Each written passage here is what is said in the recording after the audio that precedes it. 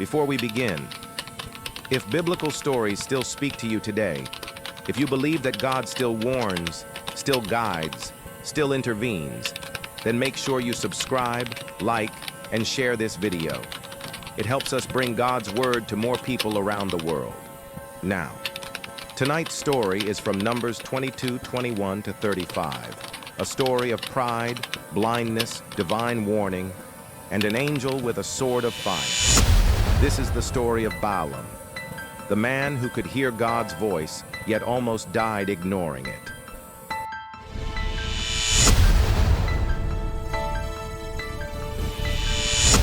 The news spread like a wildfire, and in his palace a king named Balak was not just worried, he was terrified. But not of their spears, not of their swords. He was terrified of their God. So he decided to fight fire with witchcraft. He sought a weapon no army could match, a legendary prophet for hire named Balaam, a man whose words could build kingdoms or break them. Balak's messengers arrived with a simple, tempting offer. Come, curse this people for us. Name your price. And Balaam looked at the gold, and temptation flickered in his eyes. He said the right thing. I can only speak what God commands.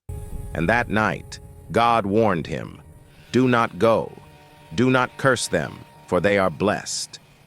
But Balak was persistent. He sent more princes with more gold, more promises. And this time, Balaam wavered. His heart was drifting toward the reward. And God, in his wisdom, said, go, but say only what I tell you. It was a test, and Balaam was already failing. At dawn, Balaam set out. He mounted his faithful donkey, a creature that had served him for years, and he started down the road to Moab, his heart set on royal reward. But something was happening on that road that he couldn't see, because while Balaam thought he was following God's permission, his heart was chasing a king's favor, and God's anger burned.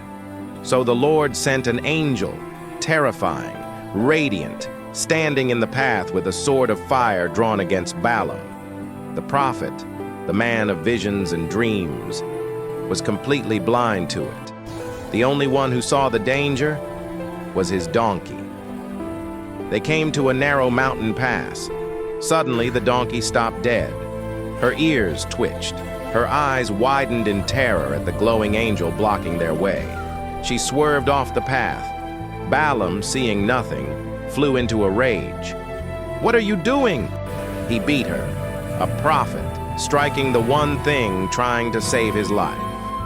They continued. The path narrowed between two high vineyard walls. The angel appeared again, closer, deadlier. The donkey, with nowhere to run, pressed against the stone, crushing Balaam's foot. He screamed in pain, and again, he beat her. Sometimes, we blame the very thing God sends to protect us. Then the path became so tight there was no escape. The angel stood waiting, sword raised.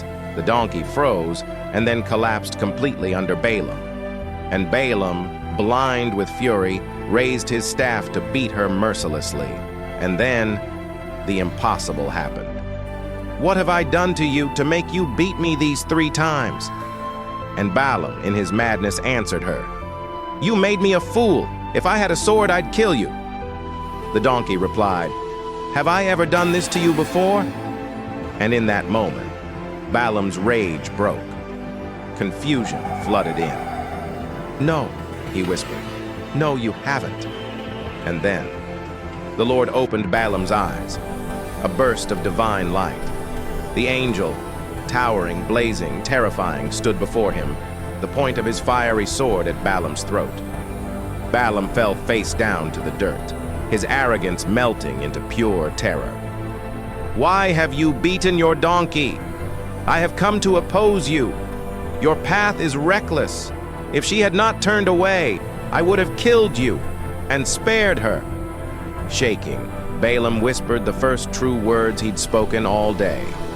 I have sinned. Balaam continued his journey, but he was a changed man. No longer a proud prophet chasing gold, he was a humbled man who had stared into the thin line between life and death. When he stood before the king, Balak expected curses, but God had turned Balaam into a vessel of blessing. 3 times he declared to the furious king, "How can I curse whom God has not cursed? How can I denounce whom the Lord has not denounced?" And this story leaves us with a powerful, life-changing truth. Sometimes, God blocks our path not to stop us, but to save us.